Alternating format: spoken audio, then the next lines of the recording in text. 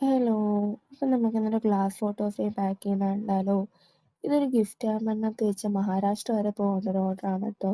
പൊതുവെ ഞാൻ ഇത്ര ലോങ് ആയിട്ടുള്ള ഹാമ്പേഴ്സ് ഒക്കെ വരുമ്പോൾ അതിൽ വെക്കുന്ന ഫ്രെയിമൊക്കെ ഇങ്ങനെ എക്സ്ട്രാ ഒന്ന് പാക്ക് ചെയ്യാറുണ്ട് പൊട്ടാതിരിക്കാൻ വേണ്ടിയിട്ട്.